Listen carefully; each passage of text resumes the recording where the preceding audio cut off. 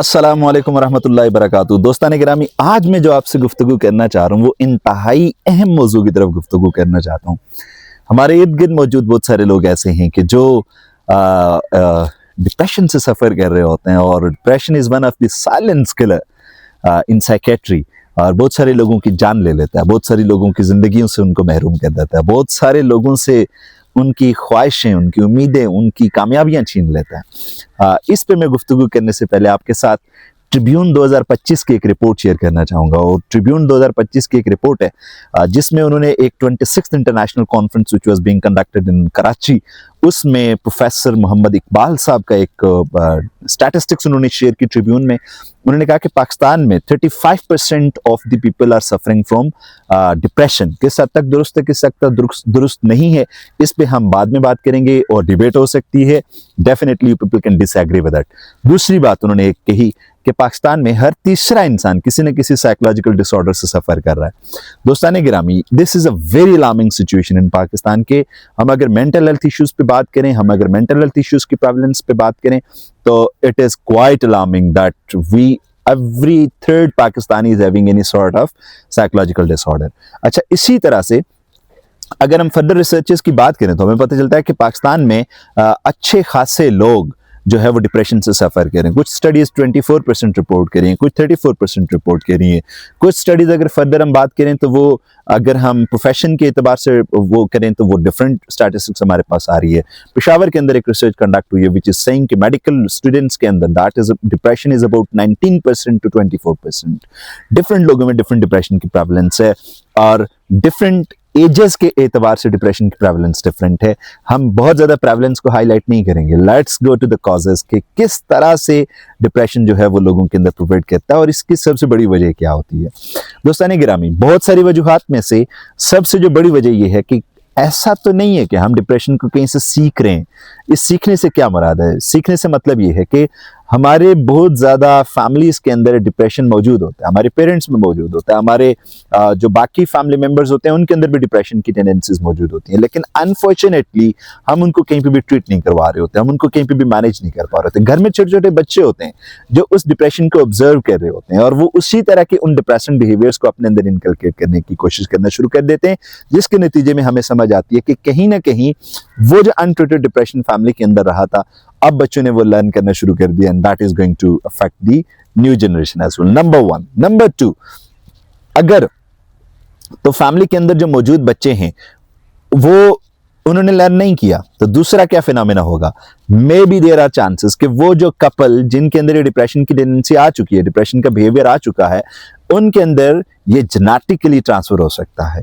Genetical जो researches हैं वो बताती हैं कि 50% देयर इज चांस कि अगर डिप्रेशन किसी के पेरेंट्स में था तो 50% चांसेस हैं कि वो उसके ऑफस्प्रिंग्स के अंदर ट्रांसफर हो सकता है। स्टिल देयर आर 50% चांसेस कि अगर उसको अच्छा एनवायरनमेंट दे दिया जाए तो दैट 50% एनवायरनमेंट कैन एक्चुअली जो डिप्रेशन की प्रेवलेंस है उसको रिड्यूस कर सकता है। कॉजेज में अगर हम फर्दर बात करना शुरू करें तो हमें पता चलता है कि हम इनको 3 डिफरेंट कैटेगरीज के अंदर डिवाइड कर सकते हैं। सबसे पहले हम बायोलॉजिकल कॉजेज को अलग डिस्कस कर सकते हैं, जैसे कि मैंने अभी थोड़ी सी बात की कि जेनेटिक्स किस तरह से रोल प्ले कर सकते हैं। It is one of the biological factor कि किस तरह से जीन्स इंसान की जो है वो डिप्रेशन के अंदर रोल प्ले कर रहे होते हैं। इसी तरह से दूसरे नंबर पे इंसान के साइकोलॉजिकल फैक्टर्स हैं, जैसे इंसान की पर्सनैलिटी है, इंसान की रेजिलियंस है, इंसान के बहुत सारे और फैक्टर्स हैं कि जो इंसान की डिप्रेशन के अंदर रोल प्ले कर रहे होते हैं। तीसरे नंबर पे जिसको हम सोशल फैक्टर्स कह रहे होते हैं, कई दफ़ा ऐसे होता है कि सोसाइटी में मौजूद बहुत सारी एलिमेंट्स, बहुत सारी प्रॉब्लम्स हमारे डिप्रेशन को कॉज कर रही होती है, लेकिन हमें मालूम नहीं पड़ता इन सारी चीज़ों का। तो ये सारे कलेक्टिवली आज हम आपसे थोड़ी थोड़ी इंफॉर्मेशन में आपसे शेयर करूंगा। सबसे पहले अगर हम बात करें बायोलॉजिकल फैक्टर्स की, तो एक फैक्टर मैंने आपको बताया कि जेनेटिकली 50% अगर किसी के पेरेंट्स में डिप्रेशन मौजूद है तो चांसेस हैं कि ऑफस्प्रिंग्स के अंदर भी 50% चांसेस हैं कि डिप्रेशन जो है वो ट्रांसफर होगा। नंबर 1। नंबर 2, अगर हम बात करें तो इंसानों के अंदर अल्लाह ताला ने बहुत सारे न्यूरोट्रांसमीटर्स रखे हैं, और न्यूरोट्रांसमीटर्स की तादाद इस वक्त अच्छी खासी हो चुकी है, जिनमें से 17 के बारे में मुझे मालूम है कि वो किस तरह से इंसानों के बिहेवियर्स को अफेक्ट करते हैं, और हम अपने स्टूडेंट्स को पढ़ाते भी हैं वो। लेकिन उन्हीं के अंदर एक न्यूरोट्रांसमीटर है जिसका नाम है गाबा, गमीनो एसिड बेसिकली ब्यूट्रिक एसिड है ये, और ये जब गाबा इंक्रीज होना शुरू हो जाता है तो आपकी डिप्रेशन की टेंडेंसी भी क्या होती है, इंक्रीज होना शुरू हो जाती है। इसी तरह से आपकी बॉडी के अंदर जो डिफरेंट और बहुत सारी हार्मोनल चेंजेस हैं उनकी वजह से भी डिप्रेशन काज होता है। साइकोलॉजिकल फैक्टर में अगर हम बात करें तो personality is one of the important thing, कि वो लोग जो इंट्रोवर्जन होते हैं, जो अपने अंदर ही बातों को शो कहते हैं, वो आर लीस्ट एक्सप्रेसिव, जो किसी से बातें शेयर नहीं कर पाते, तो वो लोगों के अंदर जो डिप्रेशन की प्रेवलेंस है वो बहुत ज्यादा होती है। इसी तरह से अगर हम बात करें रेजिलियंस की, तो that is one of the another important factor, कि जो इंसानों के अंदर ऑटो इम्यूनिटी का एक सिस्टम है, कि साइकोलॉजिकली कुछ लोग जब नेगेटिव कोई प्रेशर्स आते हैं, स्ट्रेसेस आते हैं उनकी जिंदगी के अंदर, तो उनके अंदर अल्लाह ताला ने एक सलाहियत रखी है कि वो अपने उन स्ट्रेसेस के साथ बड़ी अच्छी तरह से लड़ सकते हैं, फाइट कर सकते हैं, जिसको हम साइकोलॉजिकल इम्यूनिटी भी कहते हैं, इसको ग्रिट भी कहते हैं, रेजिलियंस भी कहते हैं।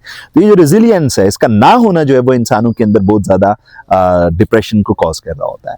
ये दूसरा फैक्टर साइकोलॉजिकल। इसी तरह से और भी बहुत सारे फैक्टर्स हैं, जिस तरह से बहुत सारे स्ट्रेस मैनेजमेंट है, बहुत सारे नेगेटिव थॉट्स के मैनेजमेंट है, और भी इसके अंदर बहुत सारे फैक्टर्स हैं कि जिनको हम देख रहे होते हैं। अगर हम सोशल फैक्टर्स की बात करें तो हमें पता चलता है कि आपकी poverty is one of the leading cause to the depression, आपकी divorce rate is one of the leading cause to the depression, आपकी social marginalisation is one of the leading cause to the depression. इस तरह के बहुत सारे social factors हैं जो कि आपके डिप्रेशन के अंदर रोल प्ले कर रहे होते हैं। दोस्ताने गिरामी, कॉजेज को तो हम समझ सकते हैं, लेकिन आइए इसके ट्रीटमेंट को समझने की कोशिश कीजिए।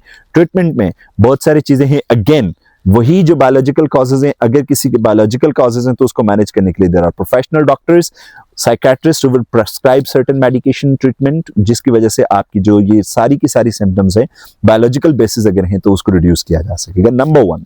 नंबर 2, अगर आपके साइकोलॉजिकल कॉजेज हैं तो यू नीड साइकोलॉजिस्ट के जो आपको बाकायदा तौर पर डिप्रेशन से निकलने की स्ट्रैटेजीज बताएंगे। उसमें CBT आपको सिखा सकते हैं, वो उसमें आपको मेडिटेशन सिखा सकते हैं, माइंडफुलनेस करा सकते हैं, बहुत सारी और साइकोलॉजिकल इंटरवेंशन है जो एविडेंस बेस्ड डिप्रेशन के पेशेंट्स के लिए, वो आप उनसे प्रोफेशनल हेल्प सीख कर सकते हैं।